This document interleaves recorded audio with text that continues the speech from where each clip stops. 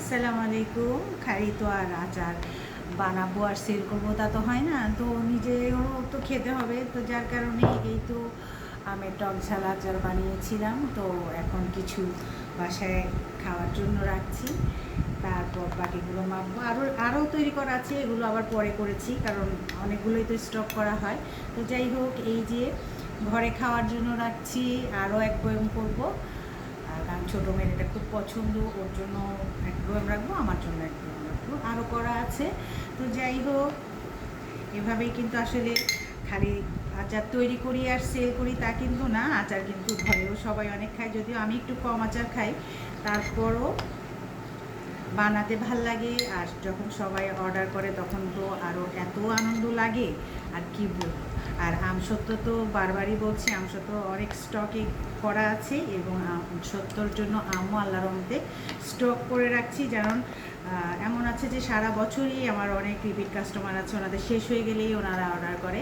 তো যাই হোক, আর আমার আমসত্ত্বগুলো সুবিধা হচ্ছে নর্মাল ফ্রিজে রেখে 1 বছর খেলেও কিছু হয় না, আর আচারও আল্লাহর রহমতে কিছু হয় না।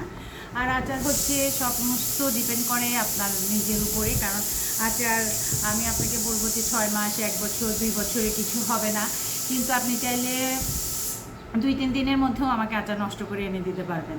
কারণ আচারের যদি আপনি ঢাকনাটা ভালো করে না লাগান, তারপর একটু ভিজা চামচ দিয়ে আচার নেন, তাহলে আজকে বড়জোর কালকে পর্যন্ত থাকবে, পরদিন থেকেই দেখবেন ফাঙ্গাস পড়া শুরু হয়েছে।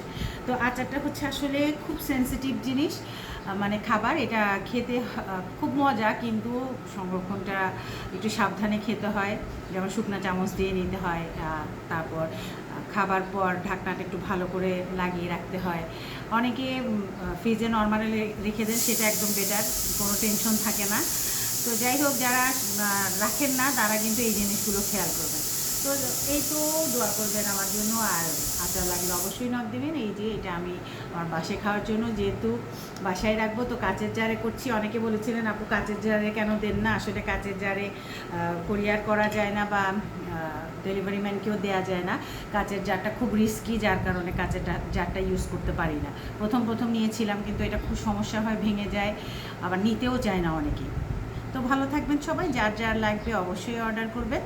তো দেখা হবে আবার, আল্লাহ হাফেজ।